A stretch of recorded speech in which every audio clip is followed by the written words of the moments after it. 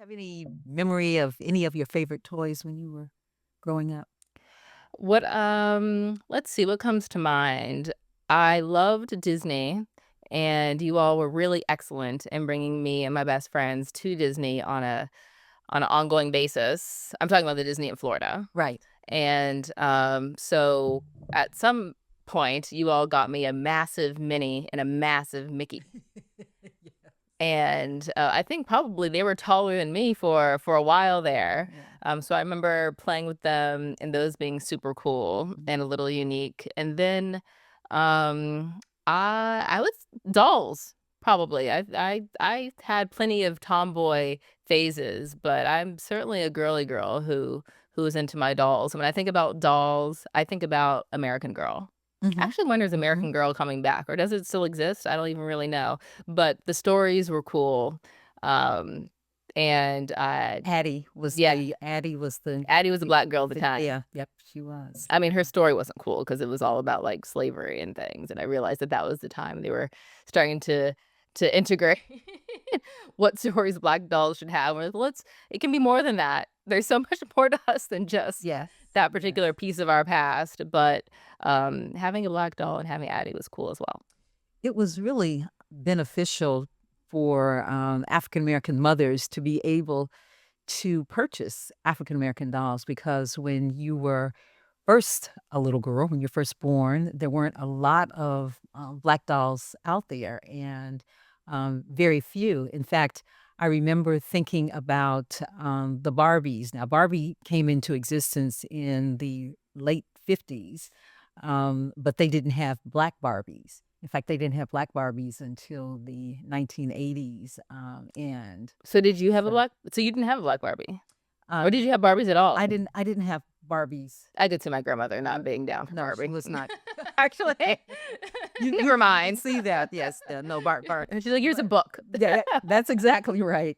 I had dolls, and, my favorite doll actually was a doll with green hair, and that's what I called her actually, and I would carry her around with me, Did we so ever inspire you to have green hair? no, it did not, Okay, but I had this just little white doll with green hair, when I was a little girl, and, we didn't have black dolls, when I was growing up, and then my last doll but that but then I'm did you have still white dolls, or did you just have, I had white the dolls. okay, I had white okay, dolls, okay, and actually, I played with paper dolls too when okay. I was a little girl and little paper clothes that you would put on the dolls and everything, and when black dolls started coming out, then I bought myself some black dolls because I just thought it was really cool to be able to have, black dolls. So that was a point of discussion, I guess, with you and your friends. I don't know, like, when I was little, I guess, is when what an interesting time to have a girl, or a boy, I guess it truly doesn't matter, but to have to contemplate what kind of toy to get your child based on the types of exposure and experience and inclusivity you want them to have. Well, it's true because the whole Barbie experience, when they created the first Black Barbie was in 1980. And So it so wasn't Issa Rae last year.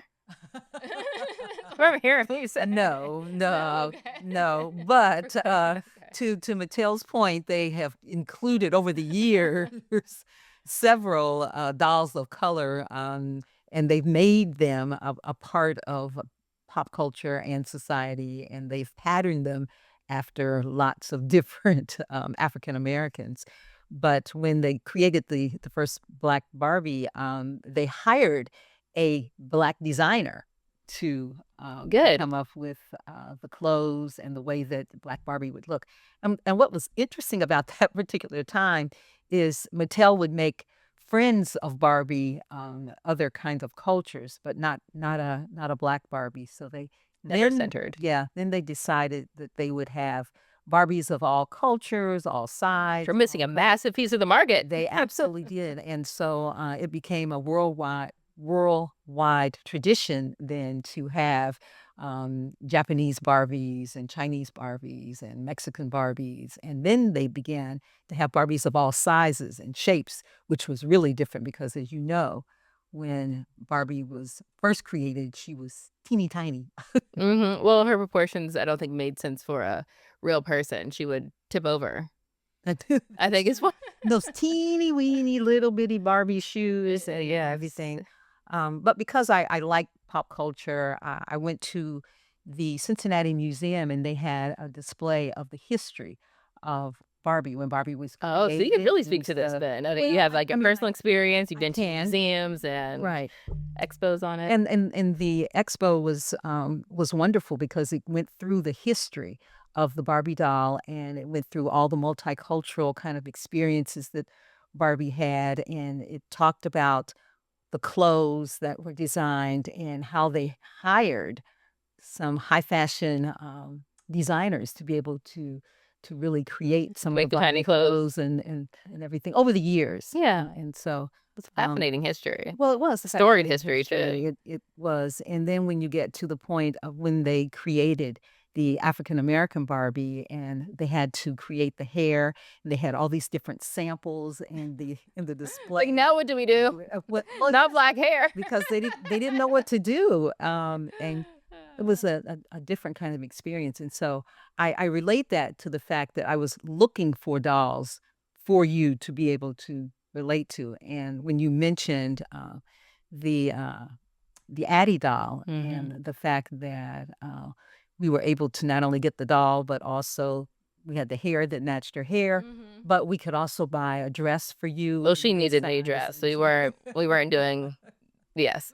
She needed some new clothes. But I think, Black mothers at that time really could appreciate the fact that there were a lot of variety, and then I bet it then sold well. it did. It sold really well, and the industry just really blew up, and so there were a lot of other choices that you had. Since you have good background on this, what did you think of the movie that came out, the blockbuster hit? I thought that it was a good attempt by Mattel Ooh, to nice. tell the story. And for those who saw the Barbie movie, it was really talking about the cultural phenomenon, and it was trying to make Barbie everyday Barbie. Mhm. They also tried to pull in Ken to that the whole storyline. It was successful financially, but it was not necessarily multicultural in the approach, although they did have all of these women who were portraying Barbie who was supposed to represent the Barbies of today So what and would stuff. you have liked to see outside of just representation, to make it truly more multicultural in your eyes? Because you have more history Well, on it than because I I like ye pop culture and looking into something like that. That's a good question. I hadn't really thought about what I wanted to see. I okay. just but maybe what would have been perhaps what would have been a little more interesting and would have been able to relate to us better would have been as they were developing the Ken character with Barbie Yeah, that was a and the mess. relationship. What did you say? I said that was a So mess. you saw it too. Now, why did you say that? I just thought it was a weak character, and it didn't have to be in that way. It was a little, uh, obvious. Like, you can make the points that I think they were trying to make with some more complexity.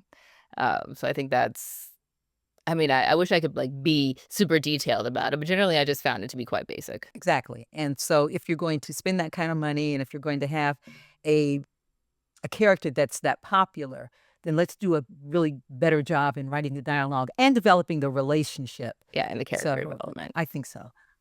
But you know, it made money. It did what Mattel wanted it to do, and it kind of moved forward. I wonder if they'll ever have a an American Girl movie where they have I'm actually surprised that they hadn't, The Addie and or have you know. they? Maybe we missed it, 'cause well, I shouldn't be surprised, who knows?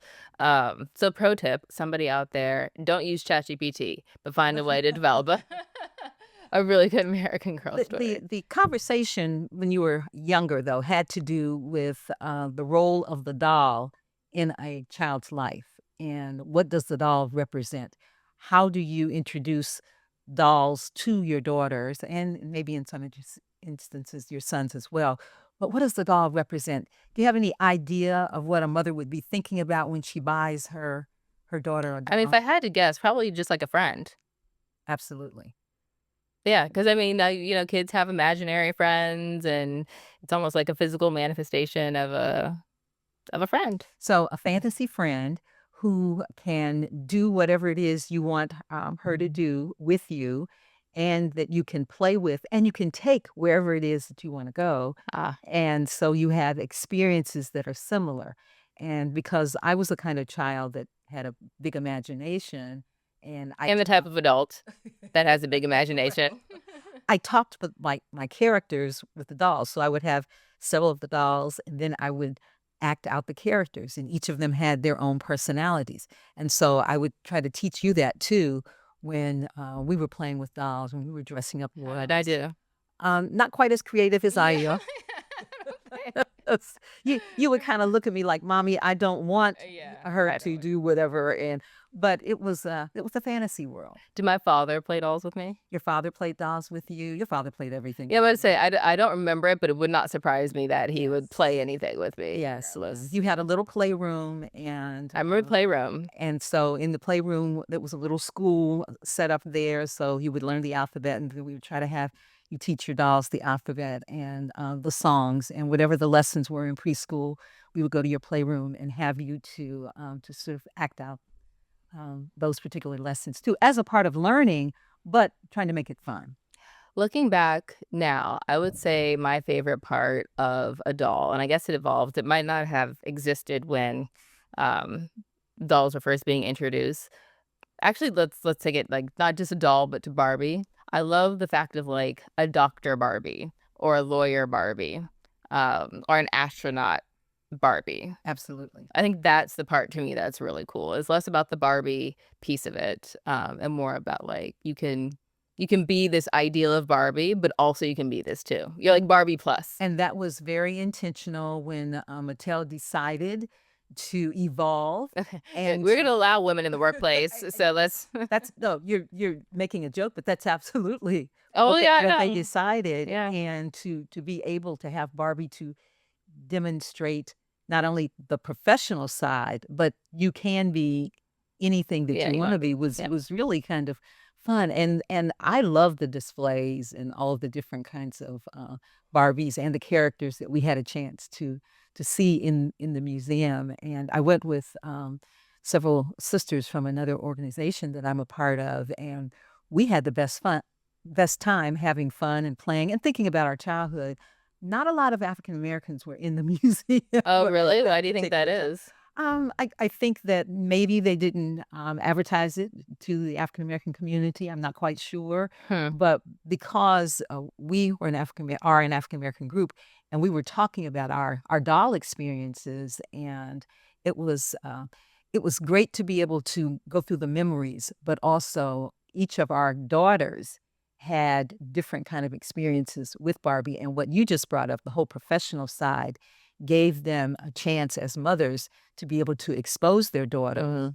to some careers that they hadn't even thought about. So it was good. And it was an afternoon that I really enjoyed. Oh, good, I'm glad. I'm sorry to hear that there weren't more, African American participation, but just because I think that things like that are important, and the history is important, and the experiences are important, and, um I know that it's different in larger cities versus smaller cities, but one of the things that I see now being in a smaller size city or a mid-sized city is the lack of integration and some really cool experiences. And it really is like all the black folks are doing this, or all the white folks are doing this. And I'm like, oh no, but then y'all are missing out on so many amazing Right. things like across the board. I just wish there was more like true integration. Well, there was this little girl who was there with her mommy. And of course, I went up to talk to her and wanted to know how she enjoyed the Barbie experience. And she had a little bag. And I said, "So,